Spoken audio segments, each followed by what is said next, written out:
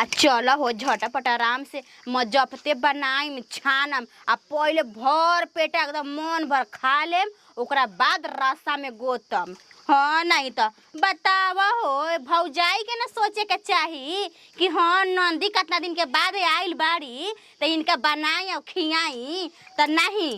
एकदम एथिये में गिरल बाड़ी जा बुझाता कि बाप रे बाप एकदम एथी हो गइल बड़ी जा बिसमाद गइल बड़ी जा के नंदी आ गइल बेटा करेजा पर सांप लोटे लागता टुए। देखिए जा तहनी के सामने ना हम मछली बना के आ तार के खोइनी तो हमरो नाम ना फूलझरिया ठीक ना। बतावा हो मतारी हमर कहाई रानी मतारी कहाई ओकरा मन तो कहला के मांगे धका धो दी। हाँ जब देखा था का कि पतो हमार लाखों में एक बारी सा पतो के अंग बेटी के उ देखतिया हैं चल टोकरे छोड़ दे। अरे ई कहाँ से मछली जी बुची जी? अब मछली बोलम जी बनैले बानी। मछली कहाँ से मछली का है चटी पे आग लगल का ऊपर पर गइल का अजी ए बुची जी अब रउआ इहे करम जी। अपने मछली जाके ले आवतनी अपने मसाला काट के रखतई सिलवट पर रखले बनी अरे वही सब पीस में बनाई में त का है जब हम जनता ही बनी के हमर भौजाई लोग मर गइल बड़ी जा बिस्माद गइल बड़ी जा त का करी तोहन लोग के ई ना बुझाला कि हां नंदी आइल बे त बनाई खियाई कहा न तनी अब कुछ रह नहीं खे गइल पूछी जी जननी जेतने रउआ के आदमी उठू करत हवन ओतने एतने शासन में रखले भाई ई बताई कि हइसे राउर ससुरा वारा नंदी हइसे करी हसन त रउआ के कैसन लागी? हम ओइसे कर ही ना देम काहे कि हमर ननद के हम तर हाथी पे लेके रखले रही ना ठीक ना जैसे ही ननद हमार आवेली जा ना वैसे ही चट मनी के बुझ जी का बनाई कारवन सब खाई एक वाली पूछलू जा ना आदमी पूछल जौन रही उहे न आदमी रउआ के आदमी दाल भात चोखा देते बन त रउआ कहम कि हम पनीर खाइम त आदमी पनीर कहां से बनई है काहे पतो अब तहन लोग के भइयो बापू आवत रहन स आवेलन स तोहन खातिर हो जाला लोकाड़वा आ नंदी खातिर जोर जाला हमार मतारी या ओकरा झोट्टा लसार के हम मारम कहियो देख ली हां बोला तनी महतारी के तो अक्सर ना बोले के चाहिए उहे कोखी से रउआ के जन्म देले बड़ी आ ई धरती पे आइल बनी उहे महतारी के रउआ इतना बदबू उहे तो हम कोसतानी अपने आप के हम ओकरा कोखिया से काहे जन्म ली आई हो ये समझ जाई रउआ एगो लइका लइकी रहेली सन हिती ननद देवर त आदमी कहलन कि चलो कनी के दिमाग घुमल बटे रउआ ससुरैती होके बाल बच्चा वाली होके परिवार वाली होके तब रउआ इतना बोलतनी जी काहे ना बोली मुंह पर माटी का थोपली कहा ना थोपे कोई ना तो तहन लोग थोपिया जा हम ना देखी बुची जी ठीक ना सन बाई नु किरा शासन सहतड़ी हो बेटी कहो के आज तक उनकर बेटा ना बोलले जैसन ऊंचा आवाज में रउआ देखतै नु आय दादा त बेटा के जन्म वाले बिया आ बेटी के तो घुरा पर उठा के लइले रहलिया ना अच्छा यही चलते बेटवा में दाह बाटे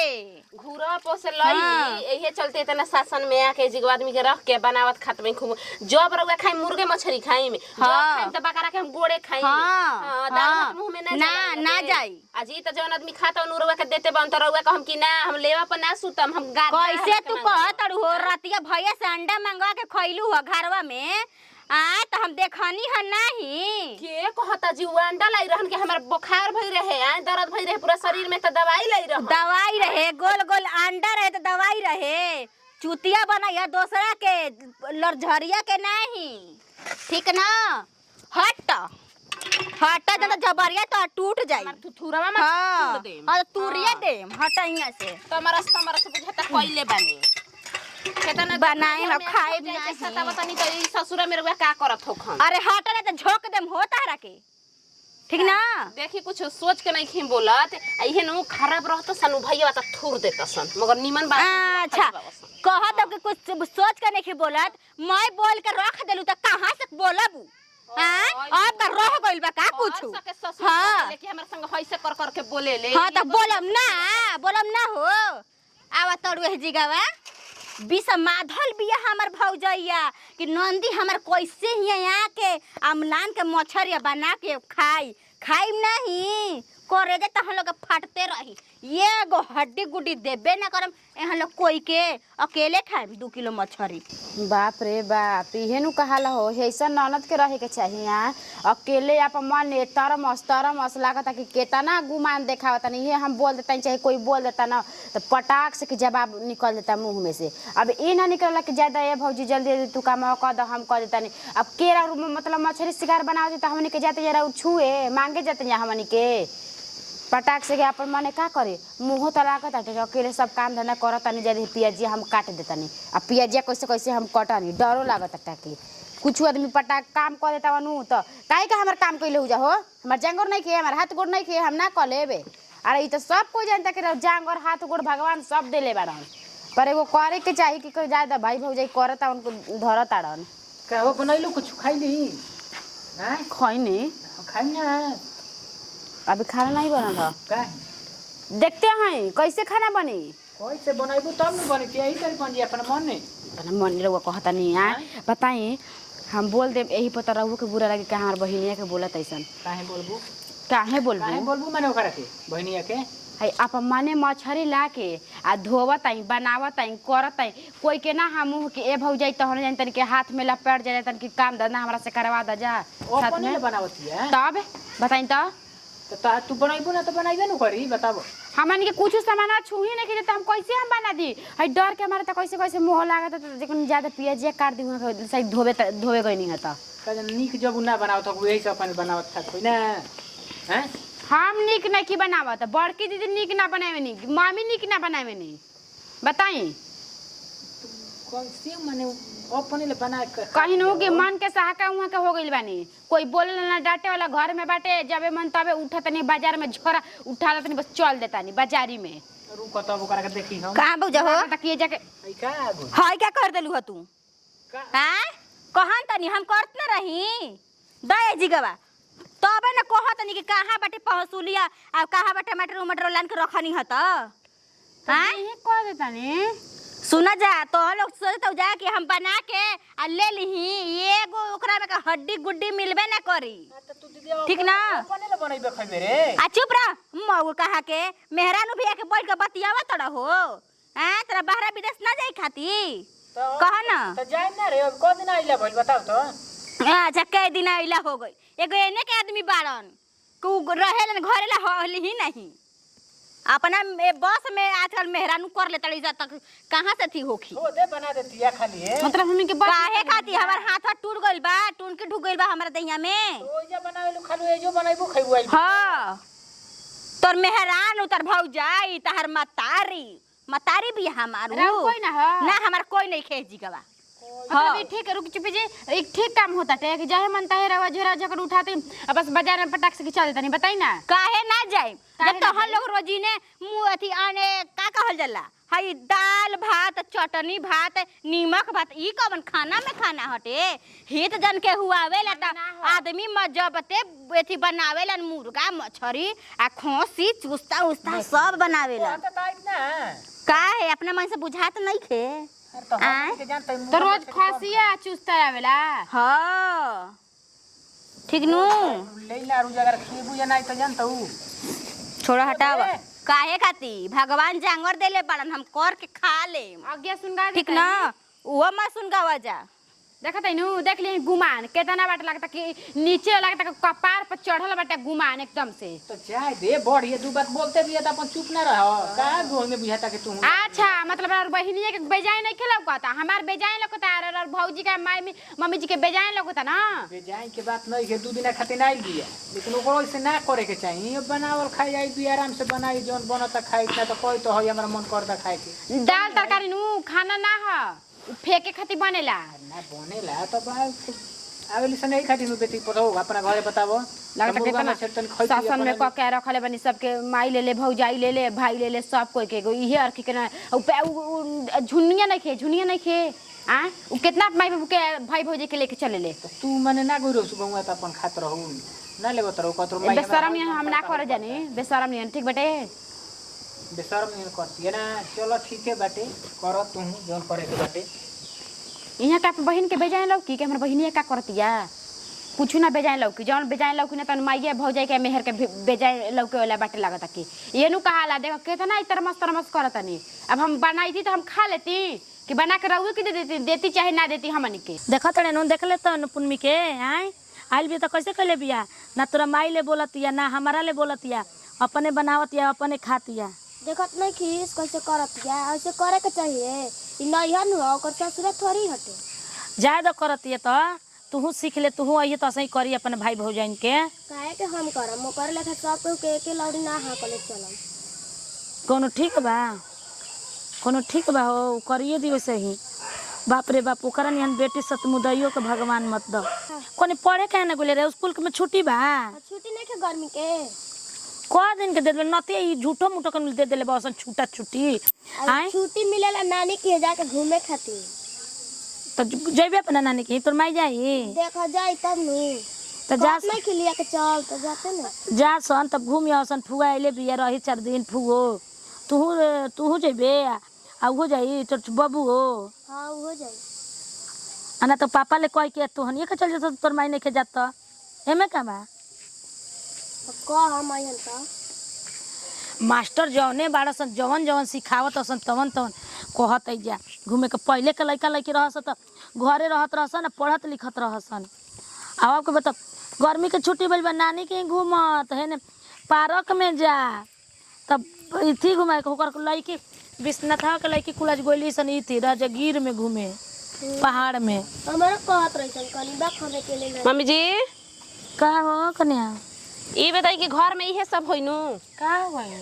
का हो गइल है पूनम बुची आइल बानी अपना मने मछरी लाइल बानी का तो गई रही मोड़ पर से मछरी खरीद के कल पर धोवतनी आ हेतना सी मसाला काट के बिटिया सील पर रखले बड़ी पीसे के आ जब आदमी मछरी धोवावे गइल हनी तब उ मछरी नहीं धोवत कहतड़ी नु कि अपने खा जब भातार लेके आ माइयो खाओ आ हमारा के कोई पूछवाइए नहीं के मतलब इहे सब घर में होई। ए भगवान जी एकरा निहन त बेटी पोतोई हम देखल ही नहीं कि ई नैहर में बिया त ई हाल कइल त ससुरवा में अपना सस्ती संग का करतो अभी नकाइए के धइले बिया आय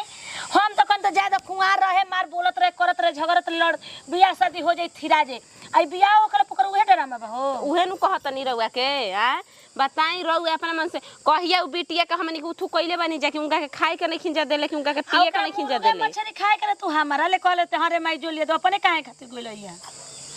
जाई उनका के समझा दीहिन ठीक नु ऐसे घर में करिए आई ना जब महतारी अपन माई के हेतना फुहर बदबू गाड़ी देतड़ी तो हमनी के का कहत होइहन कहतड़ी कि हम तो ओकरा के पछतावा करतनी कि ओकरा कोखी में हम कैसे जन्म गइनी ई बताई त नइखे हम कह दी काहे ना कह देलू हमरा कोखी मिले नहीं जे हमरा घूरा बुनौरा पे कही हमरा के माइयो मत कही ओ खेलवड़िया कम जान नहीं कि यही तारला के चलते उनका के 2 बरिस छोड़ले रहनी ससुरा में यही के तारला के चलते आई कोठेल रही तो मरावा चलते हमरा के बीती गाड़ी जनल ना सुने के बात ना सुने के ओने से बोलत रही आ बोलवावत रही आ बियाह शादी भइल त 2 बार छोड़नी त ए माई बोलाऊ हम ना आंटी कर फिर आके जडरा हमरा चले बड़ी आई जियल मुश्किल कइल बड़ी हट के ने देखी सुनी एगो बात रउआ कहतनी देवरू बबुआ तो होइसे होइसे कहे नी कि एकरा के हम का बोली कुछो मगर अब की बार हमारो मरद खिसिया गइल बन कहतन कि जब आवत ये तो बकरिया है भेड़ा है बनावत ये उनका मुंह में दाल है भात नहीं खे जाते ई बताई ससुर जब ई ससुरवा में ऐसे मुंह में चलावेली ऐसे खाना बनावेली तबे नहीं कर ससुर बबुआ रहनवा देत रही तर वो कहत रही कि ना हमार बेटिया में कोनो गलती नहीं खे त ठीक हम जातनी पूछतनी ना तब ओकरा बुझाई ये नु कह जाला कि बेटियों के इतना कपार पर ना चढ़ावे के चाहिए बहुत ही अपन बेटी के नु कपार पर चढ़ा के रखले रही अरे बाप रे बाप दूधू का हमार बेटा बावसन पतोह नहीं खिसन करत बेटा तो हमार करत वसन नु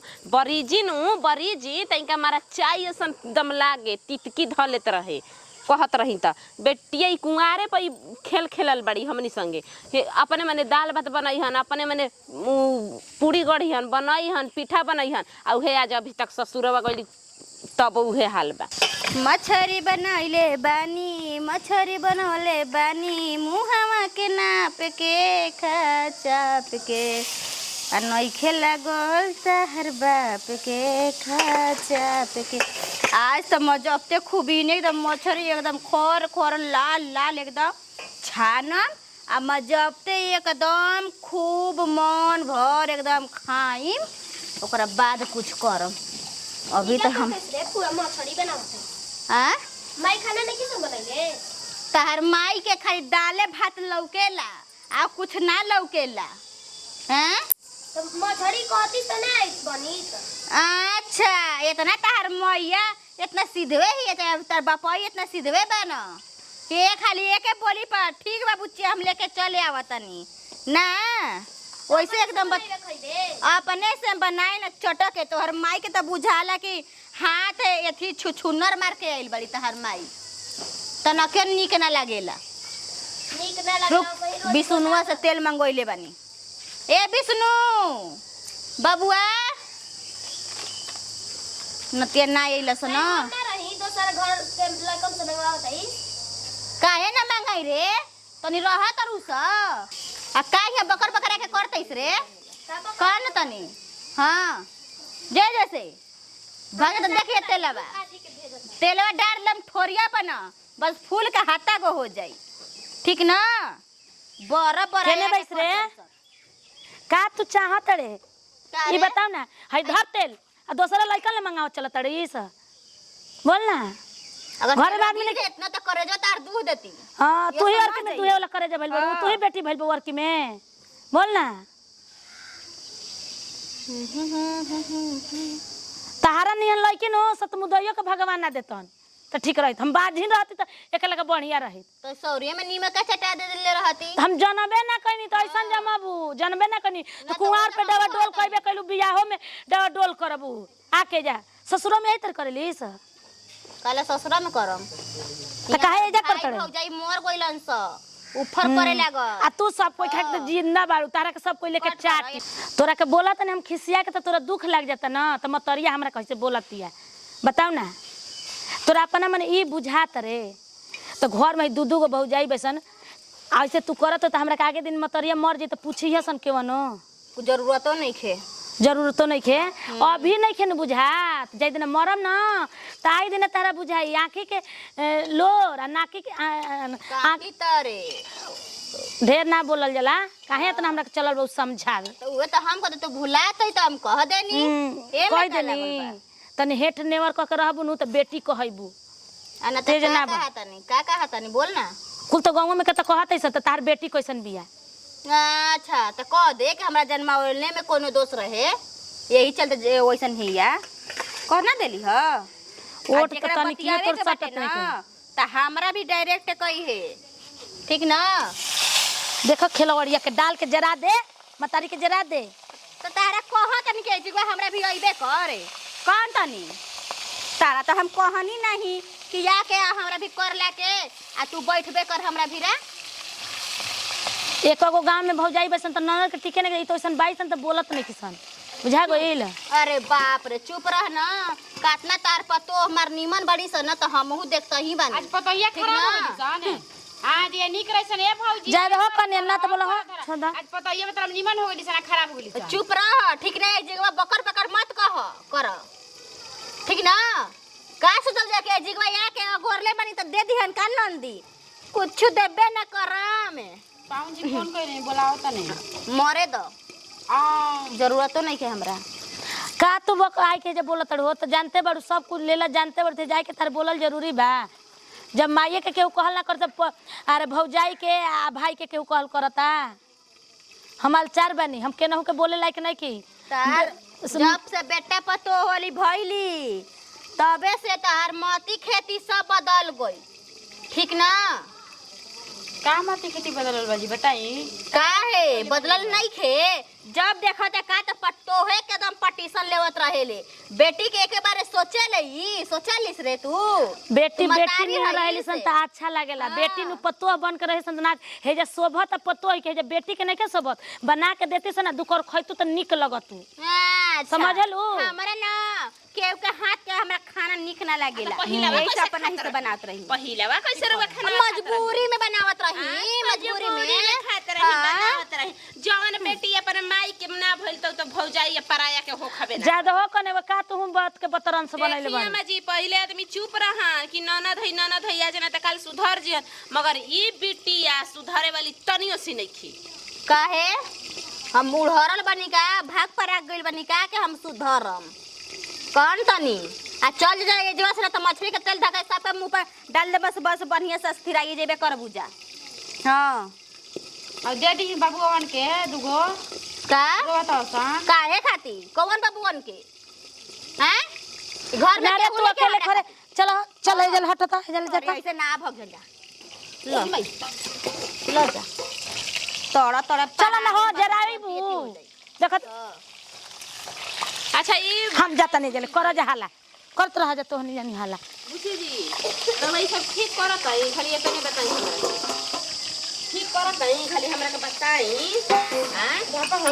हमनी के जरला के करू थोई फिकिर नहीं खे काहे खातिर? जब लिखल है कि भौजाइए के हाथ मरे के बता भौजाइए के हाथ मरे के बाटे हैं बना देली हां दे खाली ने तब हनी के जा हां तो दी तब घर में जब खाए बनावे वाली घर में कोई बकरी बड़ी से मांगे के खाए बना ही खिया खातिर नहीं बे तो दे तो खाई जा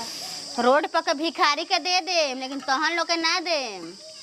भिखारियों से का कर गुजरल भैया हमनी के हां वो कोनियो से गइल गुजरल बड़ू जा तेरा माथा में का हो हमारा बुझाते नहीं के हमार माथा में ना हमार माथा में बाथा कबर गइल आई बाटे चाचा बोलाओ तोरा ना का तो मेहरा रूम में घुस के बतियावता रे ओकनी के तो बुझाते नहीं के आ गोतिया पर जाता है और मजे ली जाएंगे बहरिया जाएंगे चरे छोटकी चल बनाई जी बनाई देखी पूछी जी बनाई 3.5 किलो मछरी कैसे बनी 3.5 किलो